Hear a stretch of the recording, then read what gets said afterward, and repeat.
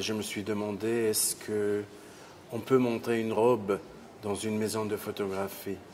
Toute l'histoire de cette exposition était vraiment sur l'influence du caméra, de l'appareil à photo à la mode. Parce que ce n'est pas juste un appareil qui documente une robe, mais c'est un appareil qui aussi influence la robe et qui influence la mode.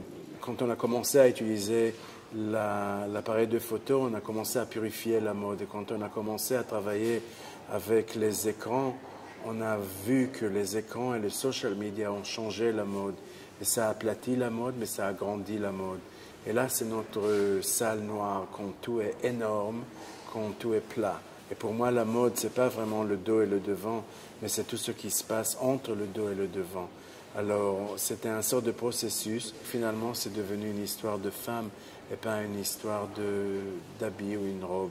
Il n'y a pas de Photoshop, il n'y a pas de Photoshop dans cette exposition. Il y a plus de vérité. Et à cause de ça, on parle aussi du nom de cette exposition qui est manifeste.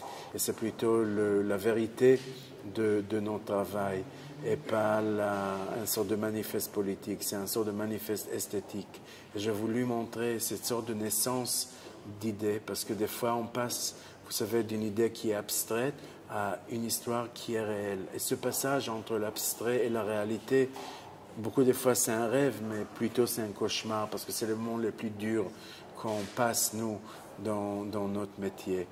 Je pense que la chose qui m'inspire le plus, c'est pas toujours de la musique et pas toujours des images et pas des vintage d'un marché opus ou un autre, mais c'est les mots, c'est les histoires.